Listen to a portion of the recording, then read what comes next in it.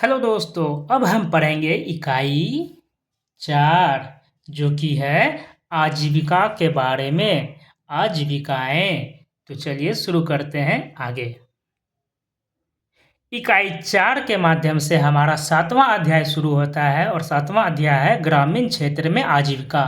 हम आजीविका के बारे में पढ़ेंगे, वो भी कहाँ, तो ग्रामीण क्षेत्र में। तो चलिए शुरू करते हैं। पहले पाठ में हमने अपने जीवन में मौजूद अनेक तरह की विविधताओं पर नज़र डाली है। हमने इस पर भी विचार किया कि अलग अलग क्षेत्रों में रहने से वहाँ के लोगों के काम धंधे पर कैसे असर पड़ता है। वहाँ पर पाए जाने वाले पेड़ पौधे, वहाँ की फसलें या दूसरी चीज़ें किस तरह उनके लिए महत्वपूर्ण हो जाती है। इस पाठ में हम यह देखेंगे कि गांव में लोग किन किन विभिन्न तरीकों से अपनी आजीविका चलाते हैं। पहले दो पाठों की तरह यहाँ भी हम इसकी पड़ताल करेंगे कि क्या लोगों के पास आजीविका चलाने के समान अवसर उपलब्ध हैं या नहीं।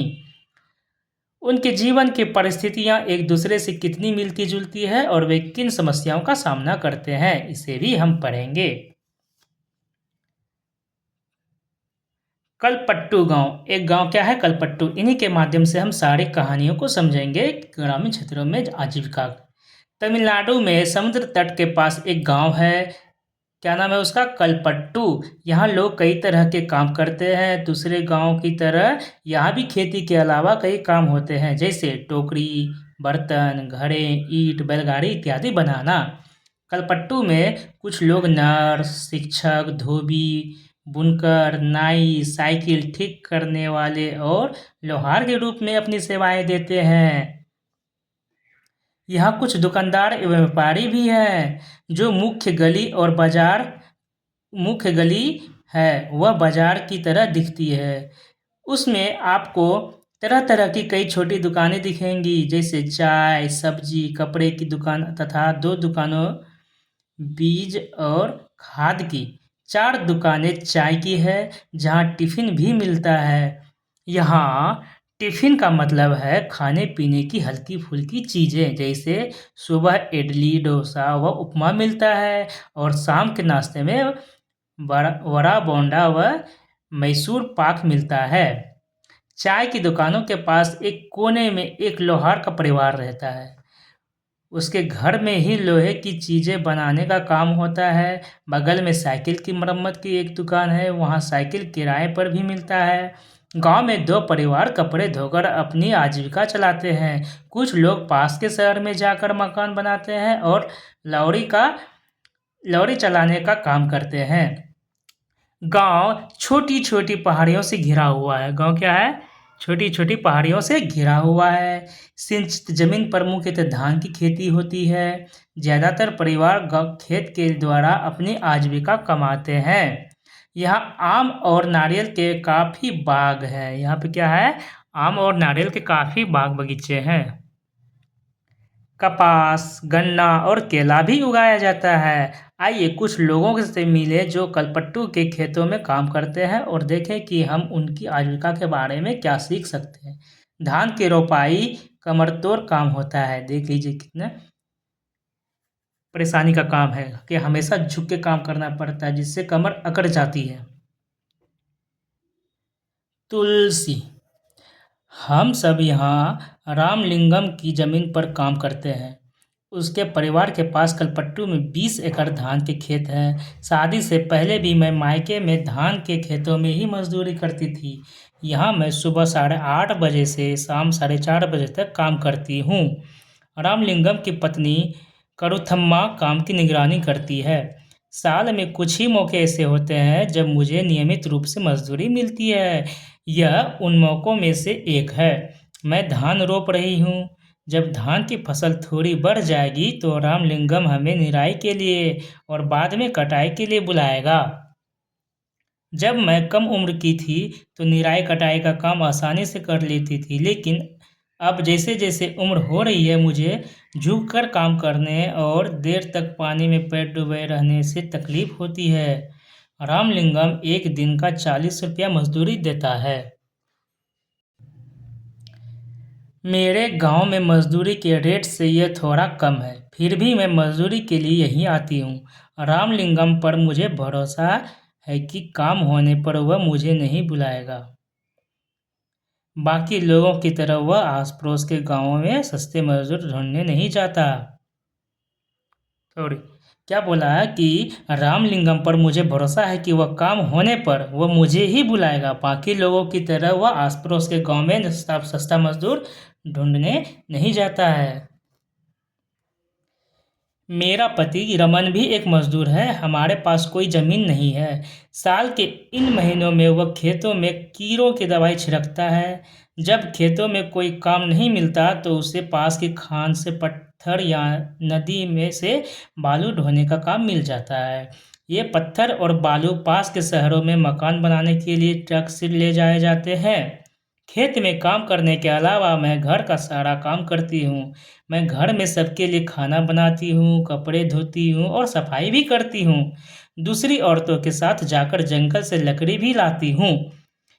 गांव से करीब 1 किलोमीटर दूर बोरवेल है जहाँ से पानी लेकर आती हूँ।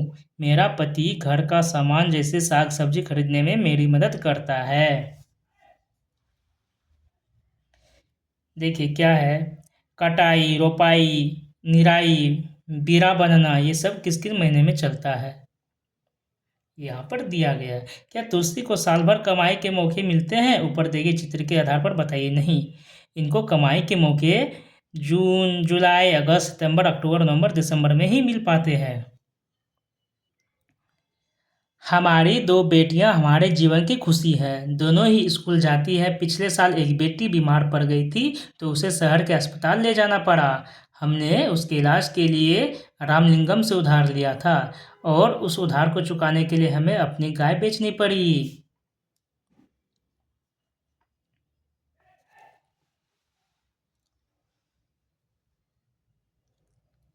जैसा कि आपने तुलसी की कहानी में पढ़ा, ग्रामीण इलाकों में गरीब परिवारों का बहुत सारा समय पानी और जलावन की लकड़ी लाने एवं जानवर चराने में बीतता है।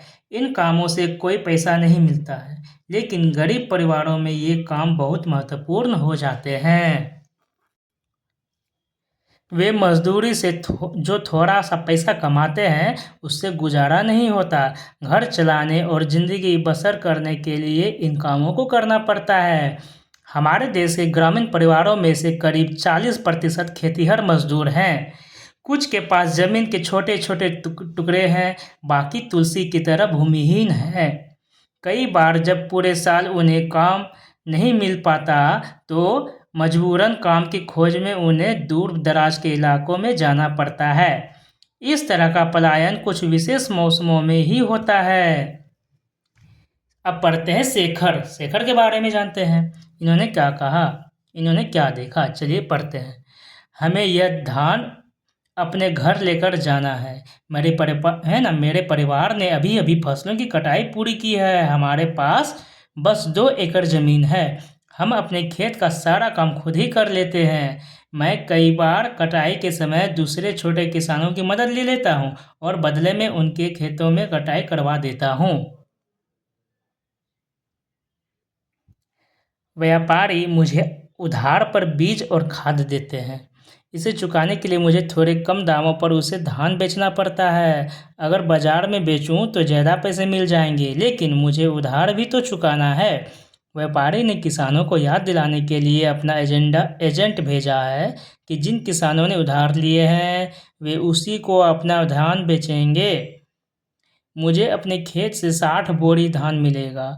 इनमें से कुछ से मैं अपना उधार चुका दूंगा और बाकी घर में लग जाएगा, लेकिन मेरे हिस्से में जो आता है वह सिर्फ 8 महीने तक ही चल पाता है। इसलिए मुझे और पैसे कमाने की ज़रूरत पड़ती है। इसके लिए मैं रामलिंगम की चावल की मिल में काम करता हूँ। वहाँ मैं पड़ोसी गांव के किसानों से धान इकट्ठा करने में उसकी मदद करता हूँ। हमारे पास एक संकर गाय भी है। उसका दूध हम यहीं की सहकारी समिति में बेच देते हैं। इससे रोज़ के खर्चों के लिए थोड़ा और पैसा मिल जाता है। अब पढ़ते हैं कर्ज लेने पर क्या होता है। कर्ज लेने पर बाबू, जैसा कि आपने ऊपर पढ़ा, कई बार शेखर जैसे किसान ज़रूरी चीज़ें खरीदने के लिए पैसा कर्ज लेते हैं। अक्सर ये पैसा बीज, खाद और कीटनाशक खरीदने के लिए साहूकार से कर्ज लिया जाता है। अगर बीज अच्छी किस्म के नहीं होते या फसल को कीड़ा लग जाता है तो पूरी फसल बर्बाद हो जाती है।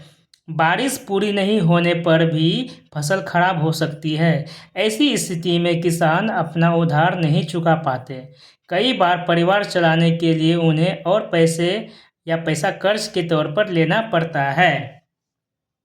जल्दी ही कर्ज इतना बढ़ जाता है कि किसान कितना भी कमा ले वह उसे चुका नहीं पाता। इस स्थिति में कहते हैं कि किसान कर्ज तले दब गया। पहले कुछ सालों में यह किसानों की विपदा का मुख्य कारण बन गया है। कई क्षेत्रों में किसानों ने कर्ज के बोझ से दबकर आत्महत्या तक कर ली है। अब पढ़ते हैं रामलिंगम और करुथम्मा के बारे में।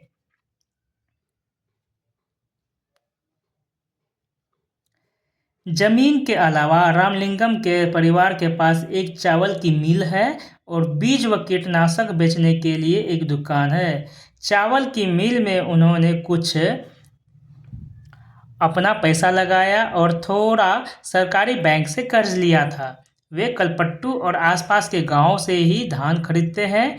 मिल का चावल आसपास के शहरों के व्यापारियों को बेचा जाता है। इससे उनकी अच्छी खासी कमाई हो जाती है। अब पढ़ेंगे भारत के खेतिहर मजदूर और किसान।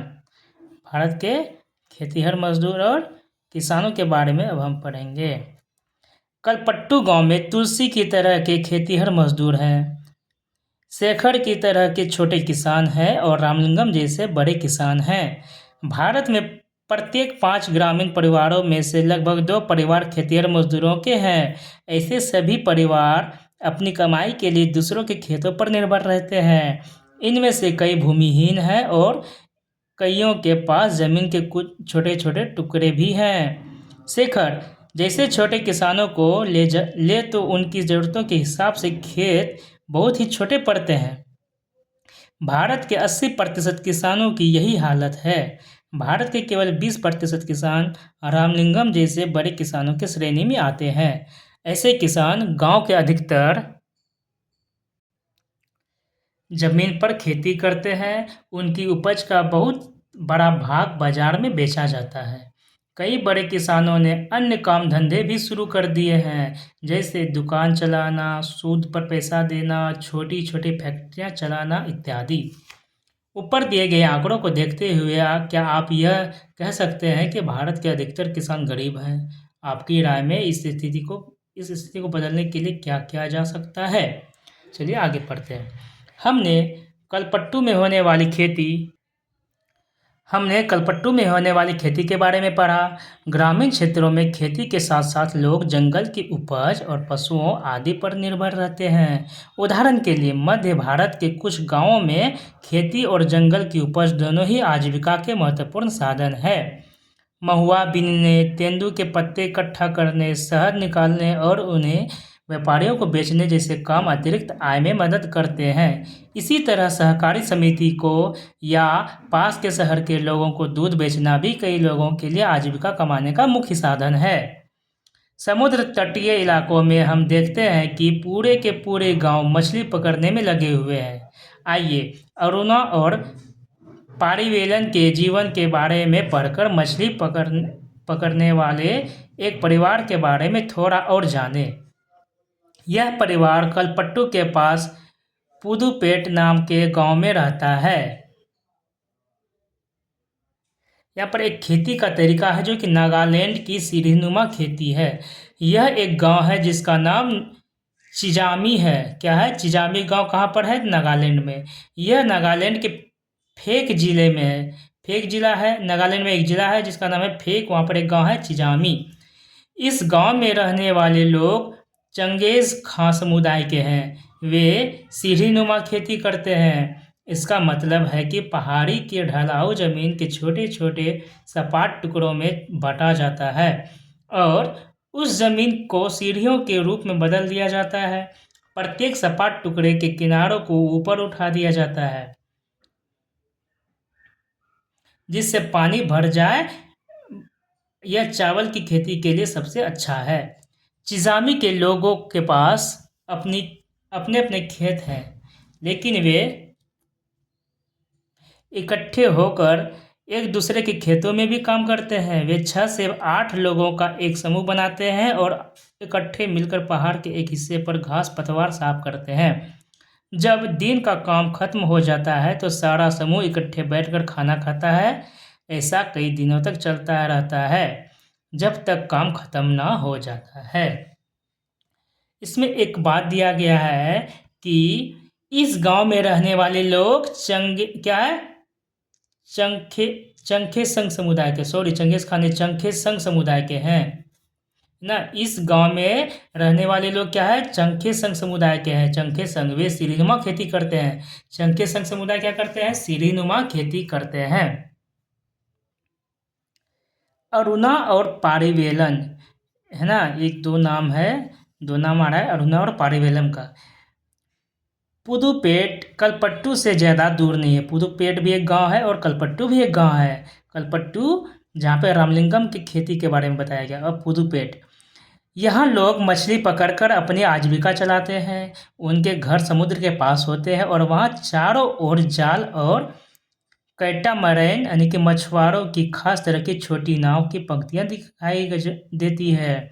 सुबह 7 बजे समुद्र किनारे बड़ी गहमा-गहमी रहती है। इस समय सारे कैटामरैन मछलियाँ पकड़कर लौट आते हैं। मछली खरीदने और बेचने के लिए बहुत सारी औरतें इकट्ठी हो जाती है। मेरा पति पारिवेलन, मेरा भाई और जीजा आज बड़ी देर से लौटे। मैं बहुत परेशान हो गई थी। ये हमारे कैटामैरन में इकट्ठे ही समुद्र में जाते हैं। उन्होंने बताया कि आज वे तूफान में फंस गए थे। आज जो मछलियाँ पकड़ी गई उनमें से मैंने परिवार के लिए कुछ मछलियाँ एक तरफ उठाकर रख दी, बाकी मैं नीलाम कर दूंगी। इस नीलामी से जो पैसा मुझे मिलता है वह 4 भाग में बट जाता है। 3 हिस्से उन 3 लोगों में बट जाते हैं जो मछली पकड़ने जाते हैं। बाकी एक हिस्सा उससे मिलता है जिसकी नाव और जाल वगैरह होते हैं। चूँकि जाल, कैटामैरन और उसका इंजन हमारे हैं तो वह हिस्सा भी हमें ही मिल जाता है। हमने बैंक से उधार लेकर एक इंजन खरीदा है जो कैटामैरन में लगा हुआ है। इससे ये लोग समुद्र में दूर तक जा पाते हैं और ज़्यादा मछलियाँ मिल जाती है। नीलामी में जो औरतें यहाँ से मछलियाँ खरीदती हैं वे टोकरे भर भर कर पास के गांव में बेचने के लिए ले जाती है। कुछ व्यापारी भी हैं जो शहर की दुकानों के लिए मछलियाँ खरीदते हैं। मैं दोपहर 12 बजे तक ही नीलामी का काम निपटा पाती हूँ। शाम को मेरा पति और बाकी रिश्तेदार मिलकर जाल को सुलझाते हैं और उसकी मरम्मत करते हैं। कल सुबह सुबह 2 बजे वे फिर समुद्र की तरफ चल देंगे। हर साल मानसून के दौरान करीब 4 महीने तक वे समुद्र में नहीं जा पाते क्योंकि यह मछलियों के प्रजनन का समय होता है। इन महीनों में हम व्यापारी से उधार लेकर अपना गुजारा चलाते हैं। इस कारण बाद में हमें मजबूरी में क्या है, उसी व्यापारी को मछली बेचनी पड़ती है और हम खुद खुली नीलामी नहीं कर पाते। वे खाली महीने काटना सबसे मुश्किल होता है। पिछले साल सुनामी के कारण हमारा बड़ा नुकसान हुआ। क्या है यहाँ पर कि हर साल मानसून के दौरान करीब 4 महीने तक वे समुद्र नहीं जाते। क्यों? क्योंकि मछलियों के प्रजनन का समय होता है। तो सवाल पूछ लिया जाएगा कि मछलियों के प्रजनन का समय कौन सा है, तो मानसून का महीना। मछलियाँ मानसून में ही प्रजनन करती हैं। ग्रामीण क्षेत्रों में आजीविका के साधन। अब क्या है, ग्रामीण क्षेत्रों में आजीविका के साधन है कौन कौन से पढ़ते हैं। ग्रामीण क्षेत्रों में लोग अपनी आय विभिन्न तरीकों से कमाते हैं। कुछ खेती बाड़ी का काम करते हैं और कुछ अन्य काम करके अपनी आजीविका चलाते हैं। खेती में कई तरह के काम शामिल है, जैसे खेत तैयार करना, रोपाई, बुआई, निराई और कटाई। फसल अच्छी हो इसके लिए हम प्रकृति पर निर्भर हैं। इस तरह जीवन ऋतुओं के इर्द गिर्द ही चलता है। इसलिए क्या है, जीवन ऋतुओं के इर्द-गिर्द चलता है। बुआई और कटाई के समय लोग काफ़ी व्यस्त रहते हैं और दूसरे समय काम का बोझ कम रहता है। देश के अलग-अलग क्षेत्रों में ग्रामीण लोग अलग-अलग तरह की फसलें उगाते हैं। फिर भी हम उनके जीवन की परिस्थितियों में और उनकी समस्याओं में काफ़ी समानताएँ पाते हैं। देखिए, है ना, ये स्थानीय बाज़ार में मछलियाँ बेचती हुई मछुआरी ने लोग कैसे ज़िंदगी बसर करते हैं और कितना कमा पाते हैं, यह इस बात पर निर्भर करता है कि वे जिस ज़मीन को जोतते हैं, वह कैसी है। कई लोग उस ज़मीन पर मज़दूरों के रूप में निर्भर हैं। ज़्यादातर किसान अपनी ज़रूरतों को पूरा करने और बाज़ार में बेचने के लिए भी फसल उगाते हैं। कुछ किसानों को अपनी फसल उन व्यापारियों को बेचनी पड़ती है जिनसे वे पैसा उधार लेते हैं। गुजर बसर करने के लिए कई परिवारों को काम की खातिर उधार लेना पड़ता है या फिर तब लेना पड़ता है जब उनके पास कोई काम नहीं रहता। ग्रामीण क्षेत्रों में कुछ परिवार ऐसे हैं जो बड़ी बड़ी जमीनों, व्यापार और अन्य काम धंधों पर फल फूल रहे हैं। फिर भी ज़्यादातर छोटे किसानों, खेतिहर मजदूरों, मछली पकड़ने वालों, परिवारों और गांव में हस्तशिल्प का काम करने वाले लोगों को पूरे साल रोजगार नहीं मिल पाता है। तो इस प्रकार हमारा यह भी चैप्टर, जो कि ग्रामीण क्षेत्र में आजीविका है, समाप्त हुआ। अब आगे हम मिलते हैं अगले चैप्टर में।